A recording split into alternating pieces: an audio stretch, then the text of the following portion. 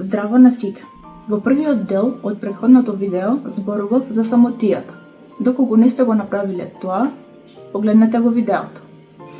Додека сме кај вашата активност поврзана со овој канал, може да кликнете лайк и задолжително да кликнете subscribe на каналот доколку сакате да го поддржите неговото растење. Јас секако дека ќе ви бидам неизмерно благодарна. Споделувањето на ова видео и коментирањето е бонус активност која што можете да направите секако доброволно. Ајде сега да почнеме со видеото. Сега накратко за осаменоста. Осаменост е непријатно чувство при кое што личноста чувствува силна празнина и самотија, која што е резултат на несоодветни социјални врски.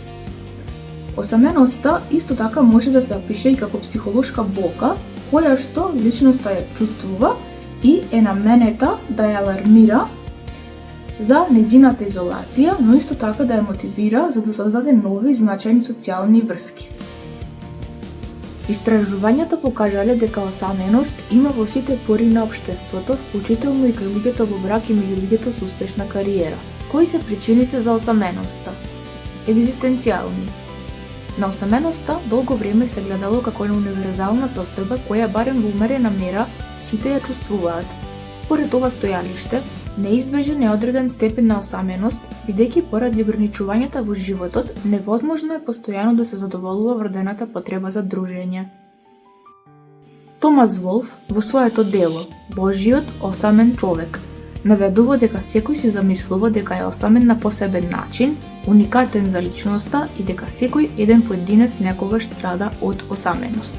Културни. Културата е причина за осаменост од два типа. Емигрантите може да патат од осаменост поради тоа што не достига културата од родниот крај. Некои студии покажале дека овој ефект е изразен кај студенти од азиските земји, во кои има колективна култура, кога ќе одат да студираат на универзитети во земји од англискоговорно подрачје кои се одликуваат со индивидуалистичка култура. Културата е причина за осаменост и во смисла дека западната култура ја поттикнува осаменоста уште од времето на просветителството, кога почнал да се фаворизира индивидуализмот пред традиционалните вредности од живење во заедница. Немање соодветни меѓучовечки односи. Поради бројни причини, како воспитувањето, традициите, проблеми со менталното здравје, некои поединци не можат да воспостават нови односи со други луѓе или тоа го прават со поголеми тешкотии. Сите овие фактори се занемарувани од стандардните медицински или психолошки совети, кои препорачуваат да се запознавате со пријатели, да поминувате време со семејството и да се дружите. Но ова не е секогаш возможно, бидејќи некогаш личноста нема со кого да се поврзе или пак ги нема потребните вештини и знаење за поврзување и продолжување на дружењето. По одредено време, личноста може да се обесхрабри или да развие апатија од бројните обиди, неуспеси или отфрлања, предизвикани од недостатокот на меѓучовечки вештини. Прекинување на врската. Осаменоста често се јавува како последица на раскинување на врската или загуба на саканата личност. Загубата на значајна личност во животот обично ќе предизвика жал и тага.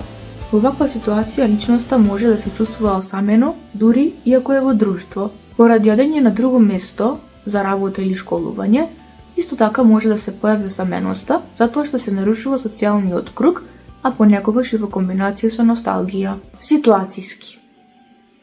Разни ситуации и настани можат да предизвикаат осаменост.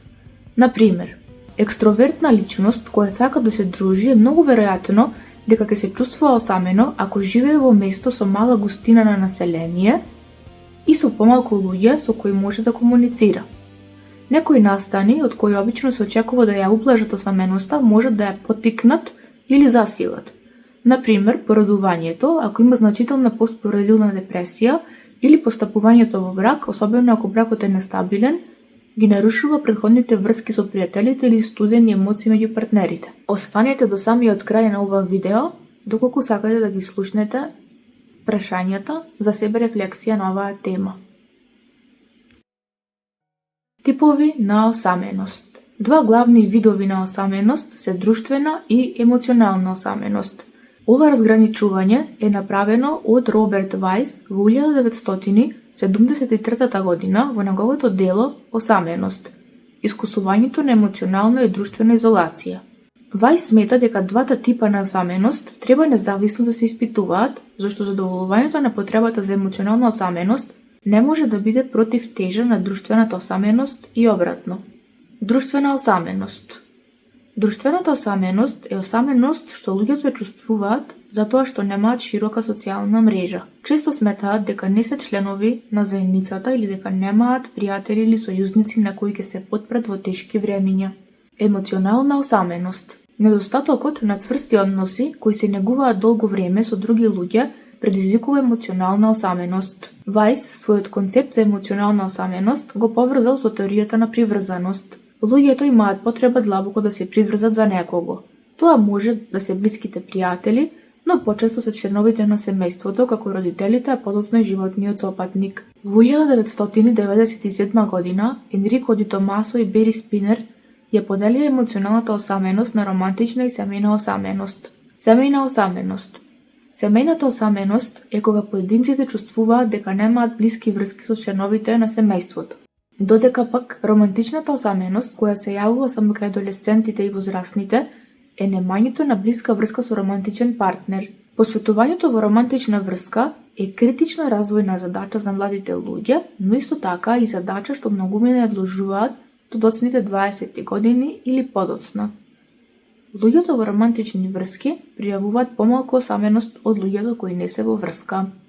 Доколку сакате да направите себе рефлексија на оваа тема, одговорете си на овие прашања. Кога последен пат се чувствував осамено? Што представува осаменоста за мене?